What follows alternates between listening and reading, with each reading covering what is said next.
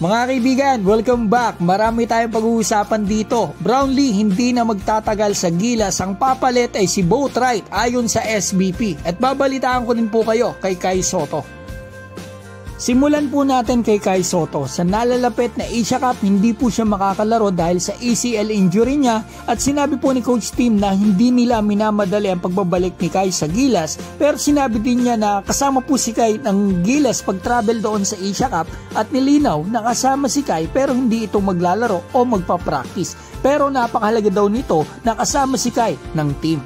May sinabi pa po ang isang Gilas player kay Kai Sotto about dito sa Asia Cup. Ito nga pong si Dwight Ramos. Ito, pakinggan po natin. I mean, the Asia Cup's gonna be tough for sure. You know, we don't have Kai, but we're gonna figure it out and see who's available, who can play. Aminado si Dwight, pati na ako mga kaibigan na difficult o mabigat ang laban ng Gilas sa Asia Cup nang walang Kai Sotto. At oo nga pala mga kaibigan, nakita nyo po ba yung picture ni Kai na pinost niya? Talagang lumaki na ang katawan ni Kai at yung mga braso niya. Nagwo-workout po kasi siya palagi kay Coach Melantin 3 to 4 times a week. At yan po ang resulta, bigger and bulkier Kai Sotto. Maganda yan mga kaibigan sa balyahan, tulakan, backsoutan sa kanyang pagbabalik. Nakakamiss ang laro mo Kai, sobrang excited na kami sa iyong pagbabalik. Ngayon, punta na po tayo kay Justin Brownlee. Nag-guest po kanina lang sa Power and Play ni Sir Nolly si SBP President Al Panlilio. At dito nga po napag-usapan nila ang World Cup 2027 at ang nagkakaedad na nating naturalized na si Justin Brownlee. Ito po ang sinabi ni Sir Al. Alam naman natin lahat tumatanda. Yeah. No, I mean definitely. I think alam natin yan. In fact, alam din ni JB, alam din ni Justin. In fact, Tim would say maybe JB is good for another year or so.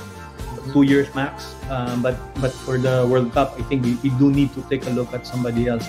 We have actually started the process with Benny Boatwright.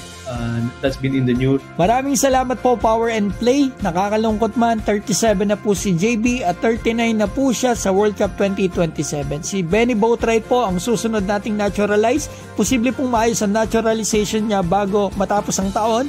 Possible pa siya mga kaibigan sa first window ng World Cup sa November, ang lalaki ng Gilas Pilipinas sa World Cup. So yan mga kaibigan na mabilis na balita natin. Shoutout ko po pala si Kuya Mags Magday, Dodong Joseph, Donnie Gagi, Ruel Basadre, Resty Eduarte, Raxido, Dennis Golosino, Janicio Rupo, Rolly Perote, Oscar Ortiz, Kamikasi at Chris Buenaobra. Mga kaibigan, maraming salamat po.